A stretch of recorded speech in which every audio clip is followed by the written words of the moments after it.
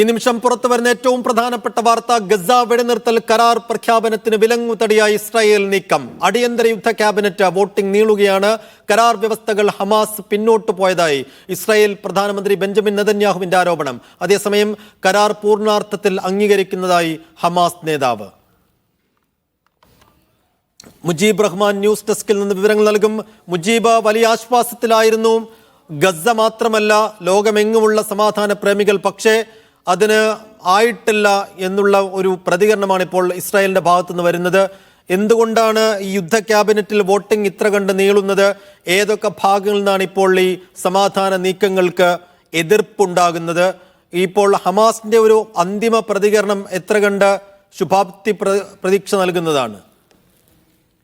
സൈഫുദ്ദീൻ, ഏറെ പ്രതീക്ഷകളോടുകൂടിയാണ് കഴിഞ്ഞ രാത്രിയിൽ ഖത്തറി വിദേശകാര്യമന്ത്രി മുഹമ്മദ് ബിൻ അബ്ദുറഹ്മാന്റെ പ്രഖ്യാപനം വന്നത്. ഇരുകൂട്ടർക്കും ഈ ഒരു വെടിനിർത്തൽ കരാറിൻ്റെ വ്യവസ്ഥകൾ കൈമാറുകയും ചെയ്തു. പക്ഷേ ഇതിൽ ഹമാസ് അപ്പോൾ തന്നെ ഇതിനെ സ്വാഗതം ചെയ്തു. ഫലസ്തീനി അതോറിറ്റിയും അതുപോലെ തന്നെ മറ്റെല്ലാ ഭാഗങ്ങളിൽ നിന്നും ഇതിനെ സ്വാഗതം ചെയ്തു. അമേരിക്ക ഉൾപ്പെടെ ഈ ഒരു കരാർ വ്യവസ്ഥയെ സ്വാഗതം ചെയ്തപ്പോഴും ഇസ്രായേലിൻ്റെ ഭാഗത്ത് നിന്ന് ഒരു അടിയന്തര മന്ത്രിസഭ കൂടിയതിനു ശേഷം മാത്രമേ ഇക്കാര്യത്തിൽ ഒരു തീരുമാനത്തിലെത്താനാവൂ എന്നുള്ള ഒരു വ്യവസ്ഥയാണ് അവർ വെച്ചിരുന്നത്. ഇന്നിപ്പോൾ മന്ത്രിസഭാ യോഗം ചേർന്നിരിക്കുന്നു.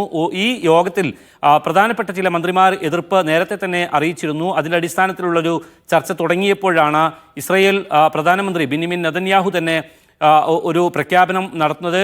അദ്ദേഹത്തിൻ്റെതായ പ്രധാനമന്ത്രിയുടെ ഓഫീസിൽ നിന്നുള്ള ഒരു റിലീസ് ഹീബ്രുവിലും ഇംഗ്ലീഷ് ഭാഷയിലും പുറത്തിറക്കുകയും ചെയ്തിട്ടുണ്ട്. അതിൽ കൃത്യമായി പറയുന്നത് ഈ ഒരു കരാർ വ്യവസ്ഥകളിൽ നിന്ന് ഹമാസ് ചില വ്യവസ്ഥകൾ അംഗീകരിക്കുന്നില്ല എന്നുള്ളതാണ് തങ്ങൾ മനസ്സിലാക്കുന്നത്. അതുകൊണ്ട് തന്നെ ഈ അവസാന നിമിഷത്തിൽ ഈ കരാറുമായി മുന്നോട്ട് പോകാൻ ഒരു തടസ്സമുണ്ട്. അതുകൊണ്ട് തന്നെ ഈ മന്ത്രിസഭ വോട്ടിംഗ് ഇപ്പോൾ നീളുകയാണ്. അതിലൊരു തീരുമാനമെടുക്കണമെങ്കിൽ മധ്യസ്ഥർ തങ്ങൾക്ക് ഉറപ്പ് നൽകേണ്ടതുണ്ട്. എല്ലാ കരാർ വ്യവസ്ഥകളുമായി ഹമാസ് അംഗീകരിക്കും, പൂർണ്ണാർത്ഥത്തിൽ ഈ കരാർ വ്യവസ്ഥകളെ ഹമാസ് അംഗീകരിക്കുമെന്ന ഒരു ഉറപ്പ് നൽകേണ്ടതുണ്ട് എന്നുള്ളതാണ് ബെന്യാമിൻ നെതന്യാഹുവിൻ്റെ ഓഫീസിൽ നിന്ന് വന്നിരിക്കുന്ന ഈ ഒരു റിലീസ് വ്യക്തമാക്കുന്നത്. അതുകൊണ്ട് ഈ ഒരു വെടിനിർത്തൽ കരാർ യാഥാർത്ഥ്യമാകാനിരിക്കെ അവസാന നിമിഷം ഒരു വിലങ്ങുതടി ഉണ്ടായിരിക്കുകയാണ്. ഇസ്രായേലിൻ്റെ നീക്കം ഇപ്പോൾ ആ അർത്ഥത്തിലുള്ള ഒരു നീക്കമാണ് വന്നിരിക്കുന്നത്. അതേസമയം ഇപ്പോൾ ഹമാസിൻ്റെ ഭാഗത്തുനിന്ന് ഹമാസിൻ്റെ നേതാവ് ഇസ്സത്ത് അൽ റാഷിഖിൻ്റെ ട്വീറ്റ് വന്നിരിക്കുന്നു. ഈ മധ്യസ്ഥർ മുന്നോട്ട് വച്ചിരിക്കുന്ന എല്ലാ കരാർ വ്യവസ്ഥകളെയും പൂർണ്ണാർത്ഥത്തിൽ തന്നെയാണ്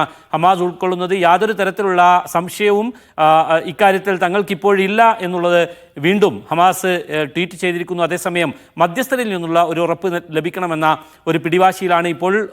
അങ്ങനെ ഇസ്രായേൽ പൂർണ്ണാർത്ഥത്തിൽ ഒരു സമ്മതം മൂളാത്ത അവസ്ഥയുണ്ടെങ്കിൽ കൂടിയും അമേരിക്കയുടെ നിലപാട് നിർണായകമല്ലേ മുജീബ്? അതെന്നുവെച്ചാൽ ഈ എത്രയും വേഗത്തിൽ അവിടെ സമാധാനം പുലരണമെന്ന ആവശ്യം നേരത്തെ തന്നെ ഡൊണാൾഡ് ട്രംപ് മുന്നോട്ട് വെച്ചതാണ്. അങ്ങനെയെങ്കിൽ ഇപ്പോഴത്തെ ഒരു കല്ലുകടി അല്ലെങ്കിൽ ഒരു അനിശ്ചിതത്വത്തിൽ അമേരിക്കയുടെ ഒരു ഇടപെടൽ ഉണ്ടാകുമെന്ന് പ്രതീക്ഷിക്കാം.